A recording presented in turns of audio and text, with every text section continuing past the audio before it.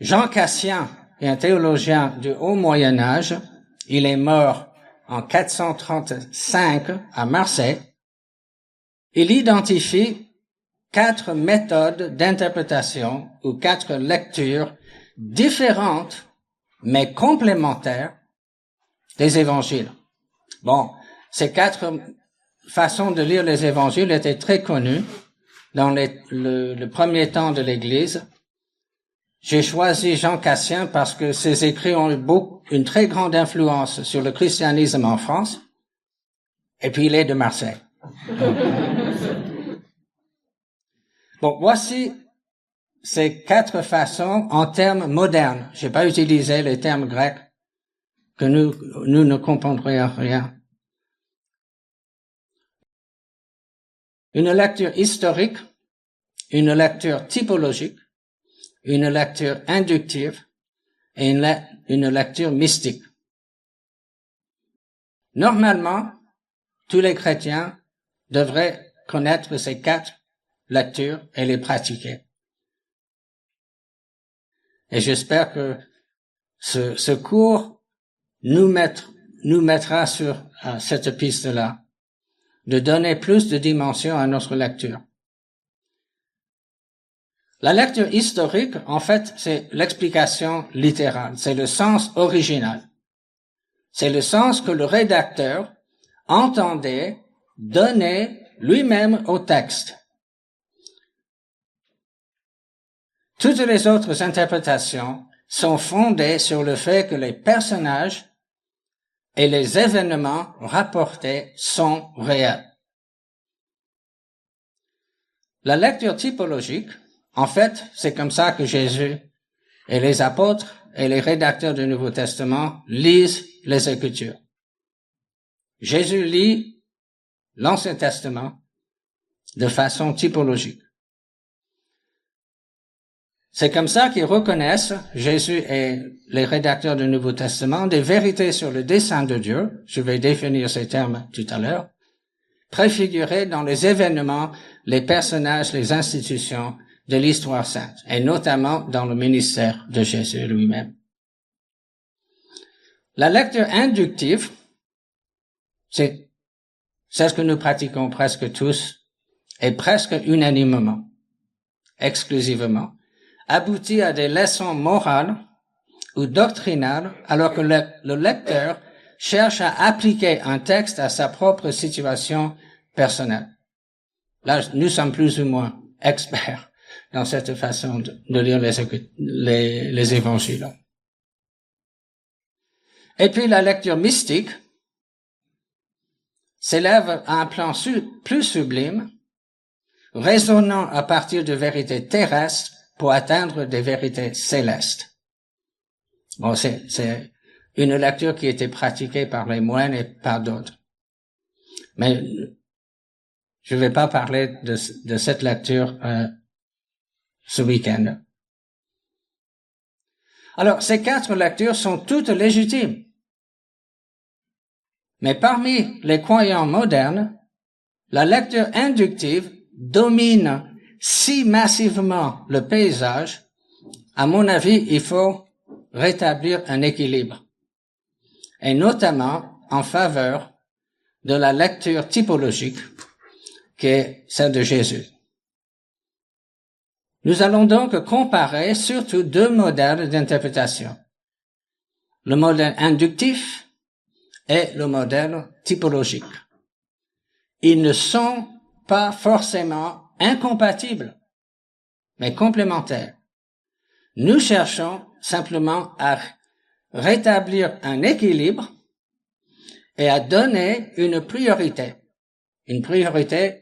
à la lecture typologique, qui est quasiment ignorée depuis plusieurs siècles.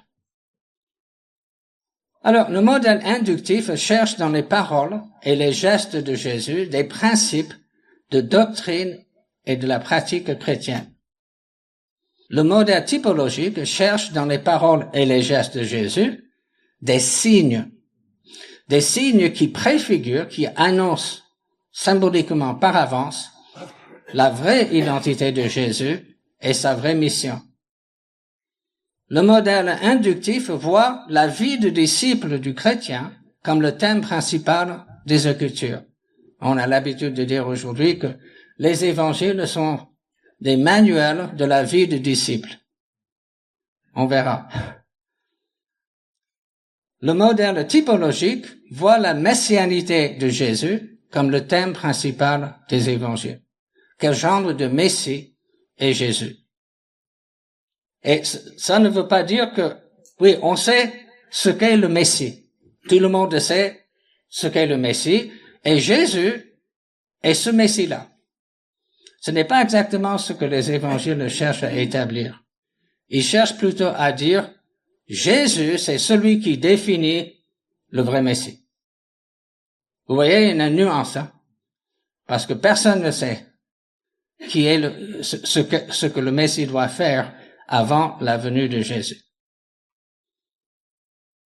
Le modèle inductif identifie l'auditoire visé par l'enseignement de Jésus comme les chrétiens de toute époque et de tout lieu. Bien sûr, l'Évangile est écrit pour tous les chrétiens.